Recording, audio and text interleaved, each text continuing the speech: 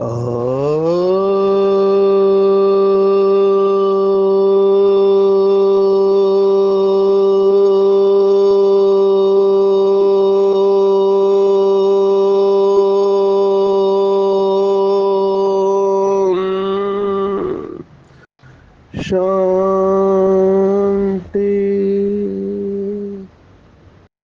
आज 19 अगस्त 2024 भारत में सोमवार है।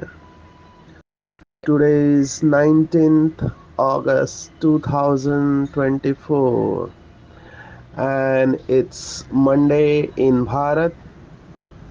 आज की मुरली का जादुई रहस्य स्वयं को प्रेरणा देने के लिए magical secrets of today's Murli for motivating the self. आज विशेष पूरे भारत वर्ष में रक्षाबंधन का पवित्र त्योहार मनाया जा रहा है। तो आप सबको इस विशेष रक्षाबंधन पर्व की बहुत बहुत मुबारक हो। संगम युग पर बाबा के बच्चे बहुत भाग्यवान हैं कि उन्हें सभी त्योहारों का रहस्य समझ में आ गया है। सभी त्योहार संगम युग के हैं क्योंकि सभी का आधार संगम युग है। रक्षाबंधन एक पवित्र त्योहार है। बाबा ने इसके बारे में कई मुरलियों में बताया है कि शुरुआत में रक्षा सूत्र बांधते थे, माना एक धागा होता था जो ब्राह्मण लोग बांधते थे। अभी भी ब्राह्मण धर्म में इसका यादगार चला आता है कि वो जनेऊधारी ब्राह्मण कहते हैं। वो जनेऊ माना धागा होता है, उसको धारण करते हैं। आज की साकार मुरली में विशेष सिख धर्म को याद किया तो उनके अंदर भी वो हाथ में कंगन धारण करते हैं। ये सब पवित्रता की निशानी है। रक्षाबंधन के मल्टीपल अर्थ है। इसके ऊपर हमारी बहनें बहुत अच्छा भाषण करती है। अभी तो सभी एक्सपर्ट हो गई है, बहुत प्रोफेशनल हो गए हैं। सब मटेरियल डिजिटल एज होने के कारण भाषण कैसे करने का, फिर उसका बैनर कैसे बनाने का, सब मटेरियल पहले से ही मधुबन से आ जाता है। तो सभी लोग इन एडवांस तैयारी कर लेते हैं। अभी प्रश्न यहाँ पर आता है जो आज बाबा ने कहा है। मुझे भी कई लोग कहते हैं, फीडबैक देते हैं। अभी ऐसे फीडबैक को हमको सुनना चाहिए। इसमें इंसल्ट फील नहीं करना चाहिए क्योंकि दूसरे लोग हमको साक्षी होके देखते हैं। हम अपने आप को अच्छी तरह से देख नहीं पाते हैं, पर दूसरों को जल्दी पता चलता है, स्पेशली दुनिया में रहने वाले। तो मुझे कहते हैं कि आपका ज्ञान बहुत अच्छा है, आपकी बातें भी बहुत अच्छी सुनाते हैं, लेकिन वो दिखाई नहीं देती आप लोगों के जीवन में। अब ये कौन कह सकता है जिसने इन सब का स्टडी किया है, जो भक्ति मार्ग के शास्त्र के बारे में जानता है, जो फिलॉसफी को जानता है। मुझे ऐसे भी बाबा के बच्चे मिलते हैं जो कहते हैं कि हमारे इधर फिलॉसफी और भक्ति मार्ग दोनों मिक्स है। कहते हैं हम फिलॉसफी है या स्पिरिचुअल नॉलेज है, लेकिन बहुत सारे हमारे इधर भक्ति मार्ग की बातें चलती है। तो मैंने उनको पूछा, क्योंकि पढ़ी लिखी आत्मा है, तो मैंने उनको पूछा आप किस आधार पर ये कहते हो। तो कहते हैं बहुत सारी बातें हैं जो स्पिरिचुअल साइंस में नहीं आती है। मैंने कहा फॉर एग्जाम्पल आप बताओ। तो कहते हैं दिया जलाते हैं, मैंने कहा दिया जलाने में गलत क्या है? बोला गलत कुछ नहीं, आप 1 लाख दिया जलाते हो, उसमें कितना तेल लगता है, वो तेल आप किसी गरीब को दे सकते हैं। दिया जलाने से क्या होगा? ये तो आत्मा की ज्योति जगने की बात है। तो एक इसका स्थूल पार्ट होता है जिसको कर्म कांड कहा गया है, और एक उसका इसेंस है। तो भक्ति और ज्ञान में क्या फर्क है? आप भी ऐसे बहुत सारी बातें करते हो, पटाखे फोड़ते हो जैसे उन्होंने कहा। अभी पटाखे फोड़ने से पोल्यूशन होता है, पटाखे फोड़ने से पोल्यूशन होता है, और धन भी खर्च होता है।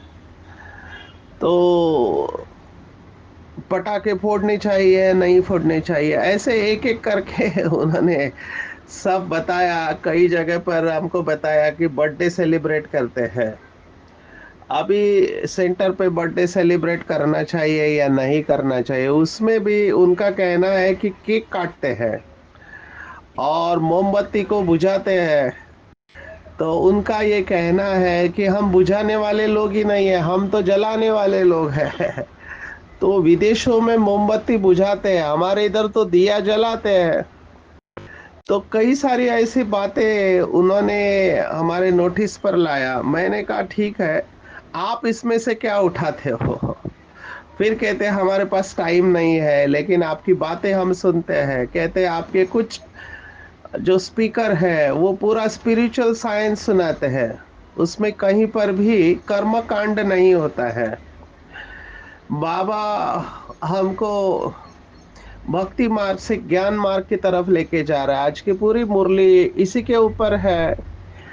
बाबा ने आज जो शब्द इस्तेमाल किया है वो केवल बाबा ही इस्तेमाल कर सकता है, हमको नहीं करना चाहिए।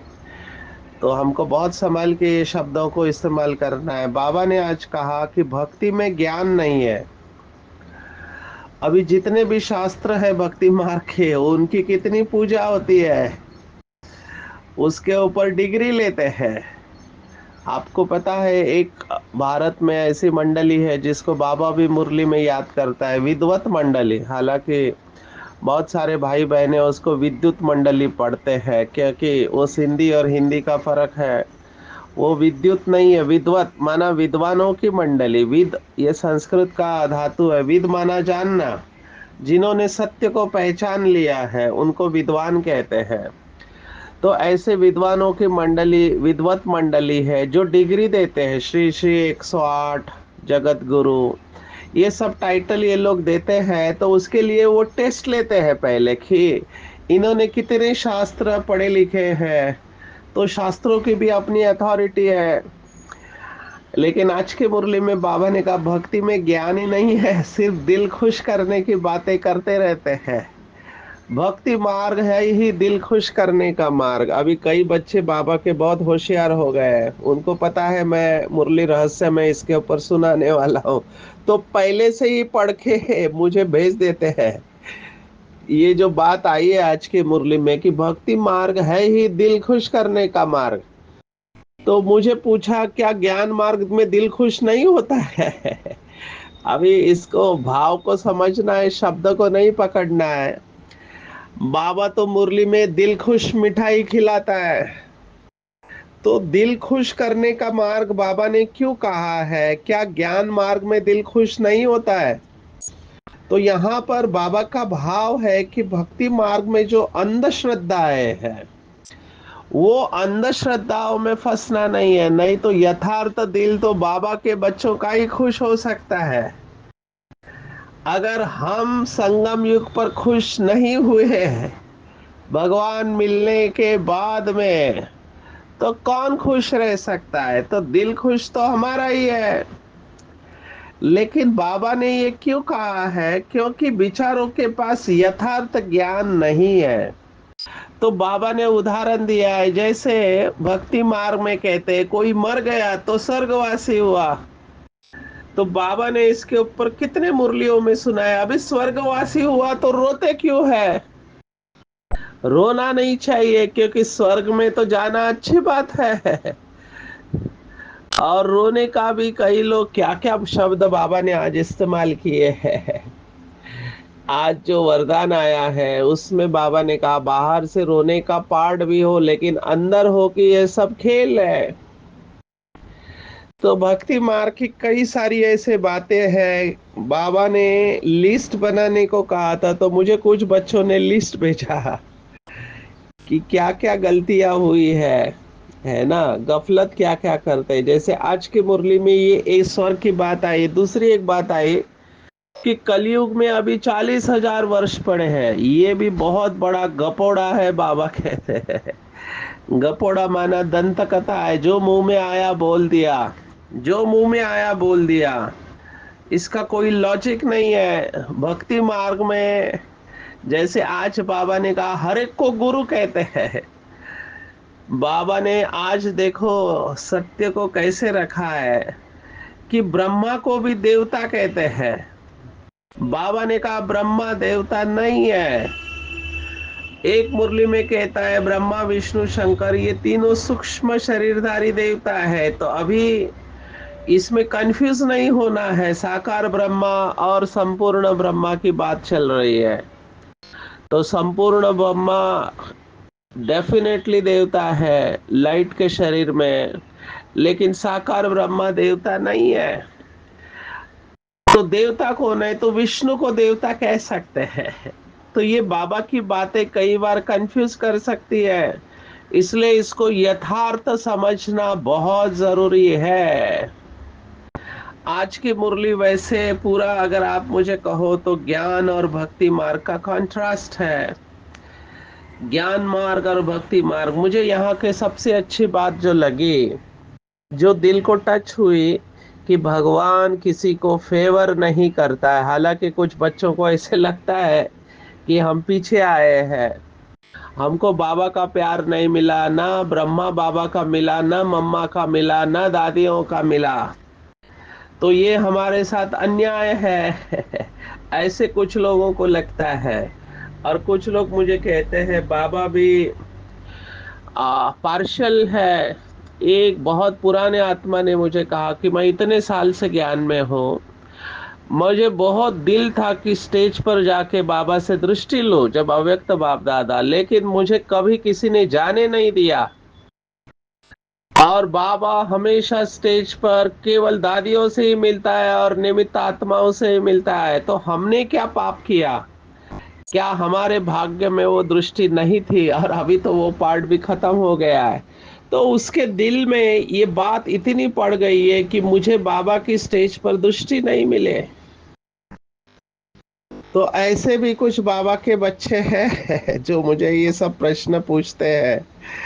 मैं उनको अलग अलग तरह से समझाने की कोशिश करता हूँ। मैंने उनको ये भी बताया कि मैं तो खुद मधुबन में रहा हूँ 4 साल। मधुबन में एवर हेल्दी हॉस्पिटल के निमित्त था। आप सोचो शांतिवन जब चालू हुआ, लेकिन मैं अभी इतने साल होने के बाद हम भी कभी स्टेज पर नहीं गए बाबा से दृष्टि लेने। हमारी भी दिल तो होती थी, हम झूठ क्यों बोली, दिल तो होती थी।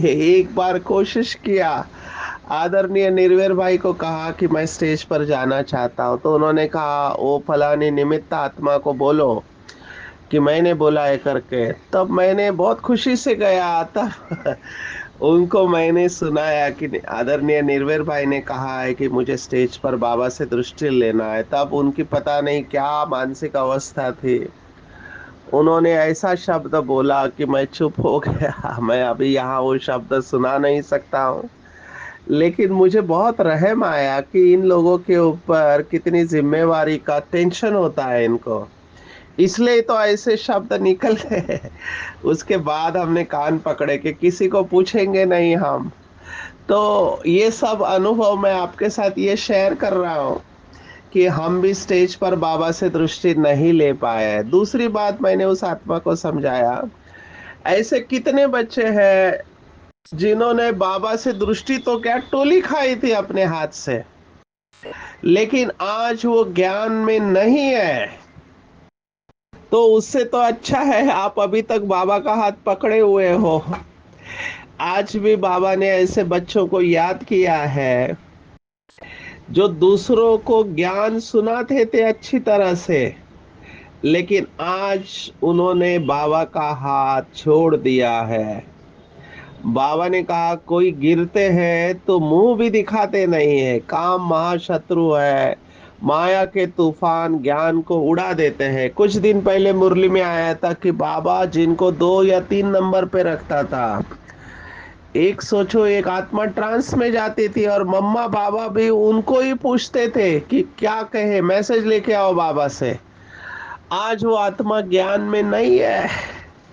तो हर एक को माया अलग अलग तरीके से पकड़ती है, तो हमको निराश नहीं होना चाहिए।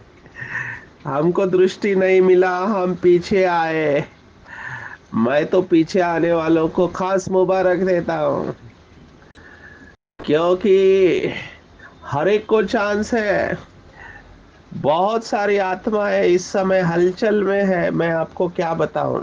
अभी 2-3 दिन हम पुणे में थे, तो पुणे में सीआईडी का ट्रेनिंग सेंटर है और एसआरपीएफ माना स्टेट रिजर्व पुलिस का ट्रेनिंग सेंटर है, वहां पे प्रोग्राम हुए।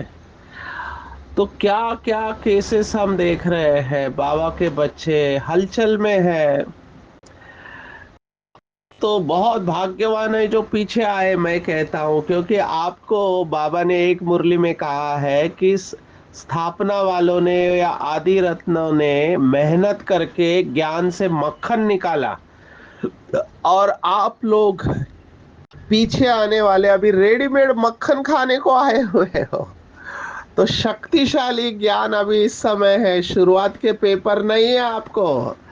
तो ये सोचना गलत है कि हम पीछे आए और हमारे को उतना एडवांटेज नहीं है जो शुरुआत वालों को था। शुरुआत वाले भी कई फेल हो चुके हैं, आगे वाले बच्चे गलतियां कर रहे हैं, तो पीछे वाले को चांस है।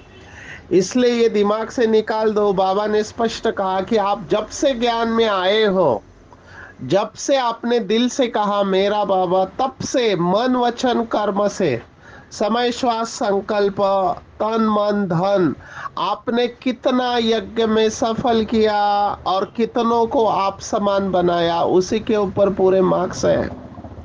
आज की पूरी मुरली यही है कि जितना धारणा होगी उतना तुम बाप समान बनते जाएंगे। बाबा ने आज शब्द इस्तेमाल किया कि बाप की सारी ताकत तुम हजम कर लेंगे।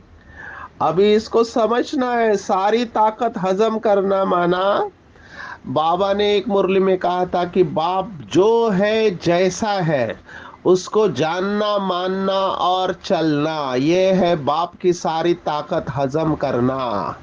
या जिसको बाबा ने कहा कुछ दिन पहले मुरली में कि चिड़िया ने सागर को हप कर लिया, ये भी शास्त्रों की कहानी इस समय की है। अभी चिड़िया सागर को कैसे हप कर सकती है।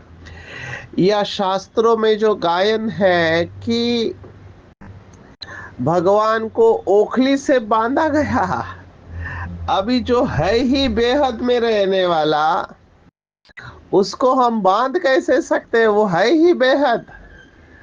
तो ये सब ज्ञान की बातें हैं, इसको अच्छी तरह समझना है।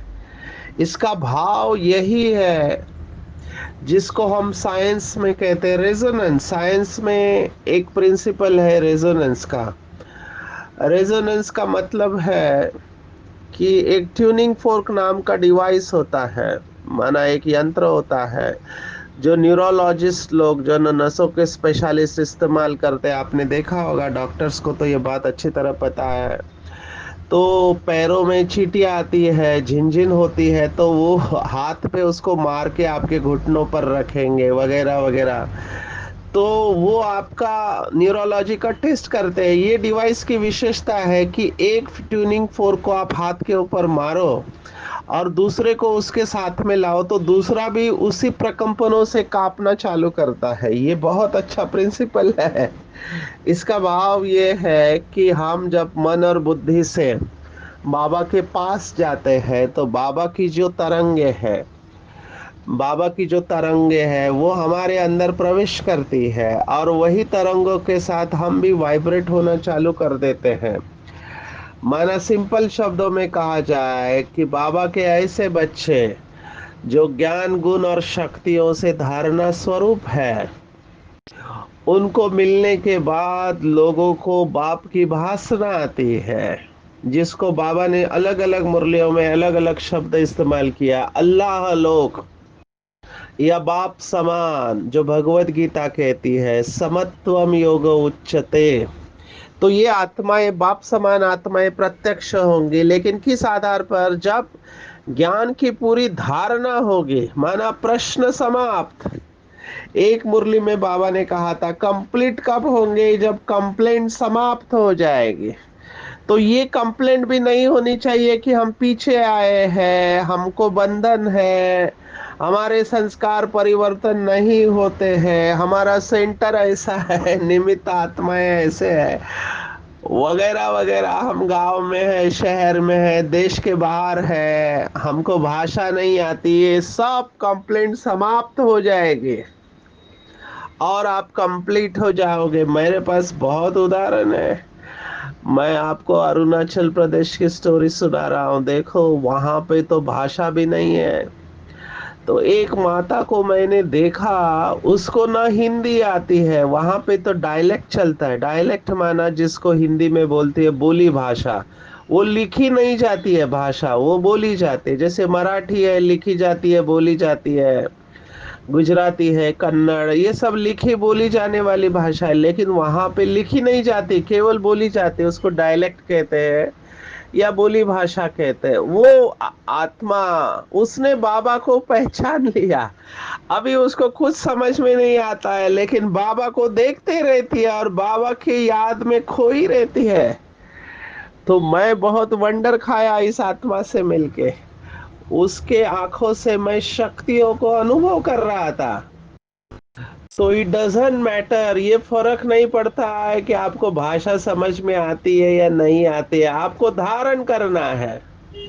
लास्ट में जब रिजल्ट आउट होगा तो बहुत सबको शॉक लगने वाला है, क्योंकि भगवान वाच है। ये बहुत मोटिवेशनल है, इसलिए मैं खास सुना रहा हूँ पीछे आने वालों के लिए। बाबा ने कहा था जो दुनिया की नजर में है वो बाप के नजरों में नहीं है, और जो बाप की नजरों में है वो दुनिया वालों के नजर में नहीं है।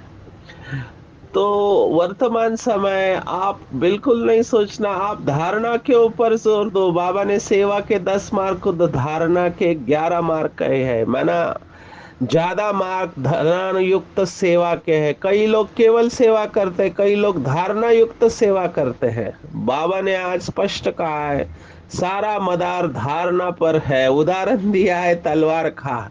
100 रुपए वाली तलवार, 3-4 हजार वाली तलवार, गुरु गोविंद सिंह की तलवार। अभी मुझे महाराष्ट्र में पूछते हैं, राजस्थान वाले भी पूछते हैं, क्या गुरु गोविंद सिंह की तलवार है क्या?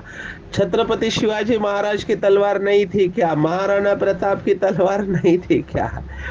अभी हमको फिर से शब्दों को नहीं पकड़ना है। बाबा ने आज सिख धर्म को याद किया है, क्योंकि बाबा जिस एरिया में थे, इवन मम्मा बाबा, वहां पे सिख धर्म का प्रभाव था। तो गुरबानी के कई सारे शब्द मुरली में आते हैं। तो ब्रह्मा बाबा ने भी जो भक्ति की थी, आजू बाजू में जो वायुमंडल है उसका प्रभाव रहता है। जैसे मैं अभी देख रहा हूँ, कई सारे माँ बाप अपने बच्चों को कॉन्वेंट में पढ़ने को डालते हैं। अभी कॉन्वेंट में ठीक है, हर एक का अपना चॉइस है। हम तो कॉन्वेंट में नहीं पढ़े, हम तो हमारी मातृभाषा के शाला स्कूल में पढ़े। लेकिन कॉन्वेंट का उनका अपना रूल होता है, उनकी प्रेयर्स होती है। और हम सब कॉन्वेंट का रूट्स जानते हैं, मैकलेस ने क्या किया था। तो प्रेयर्स उनके अंदर चली जाते, वो प्रेयर का संस्कार। तो हर एक व्यक्ति, हर एक धर्म अपने तरह से ज्ञान देने की कोशिश करता है, तो उसका प्रभाव तो रहता है। तो कॉन्वेंट में पढ़ने वाले क्रिश्चियनिटी से कितने प्रभावित होते हैं। फिर कई मदरसे होते हैं, मदरसों में केवल उर्दू पढ़ाई जाती है और वहां पे कुरान की बातें पढ़ाई जाती है, तो वो उससे प्रभावित होते हैं। तो बाबा के वक्त जो बातें थी उनसे वो प्रभावित होते, तो वही बातें याद रहती है। अगर आप मुझे महाराष्ट्र में पूछो तो मैं महाराष्ट्र के कल्चर में जन्म हुआ है। तो यहाँ जो गणेश की आरती है, क्योंकि गणेश को बहुत मानते हैं इधर, तो यहाँ पे जो मुझे सिखाया गया मेरे आजू बाजू में जो है उसी का हमारे ऊपर प्रभाव रहता है। आप कलकत्ता में जाओ तो देवियों को मानते हैं, तो देवियों के प्रति उनकी भावना अलग होगी। साउथ में अलग अलग मंदिर है, तो हर एक की भावना उनके देवी देवता या कल्चर के अनुसार होती है। तो इसका मतलब ये नहीं कि छत्रपति शिवाजी महाराज की तलवार या महाराणा प्रताप की तलवार शक्तिशाली नहीं थी। मैंने तो देखा है, इसलिए मैं कह रहा हूँ। ये तलवार तीन चार लोग भी उठा नहीं पाएंगे, इतनी भारी तलवार है। लेकिन बाबा का भाव ये है कि याद का ऐसा जौहर चाहिए कि हम दो शब्द बोले तो सामने वाले को तीर लग जाए। आप खुद ये चेक करना, बाबा के कितने बच्चों के क्लास हम सुनते हैं, लेकिन कुछ लोगों की बातें सीधा दिल में चुभ जाती है, तुरंत धारण हो जाती है। तो ये उनकी अवस्था है जो हमको तीर मार रही है। तो हम सबको ऐसा पुरुषार्थ करना चाहिए, ऐसी धारणा होनी चाहिए कि हमारे दो बोल ज्यादा तीर लग जाए। ब्रह्मा बाबा ने आज के मुरली में कहा, देखो ब्रह्मा बाबा को ऐसे ही नहीं चुना, बहुत भक्ति की है ब्रह्मा बाबा ने, 12 गुरु। आज क्या बताया कि सामने है जहां पर उनकी गद्दी थी बाबा की, उसके सामने ऑयल पेंट पे लक्ष्मी नारायण का चित्र। और जब भूल जाते थे तो अपने को चमाट मारते थे। कई लोग अपने कान पकड़ते हैं, मैंने बहुत बार देखा है, मंदिर में कोई गलती हो जाती है तो कान पकड़ते हैं। बाबा तो चमाट मारते थे, मन क्यों भागता है, मुझे दर्शन क्यों नहीं होता, ये भक्ति मार्ग की इच्छा है।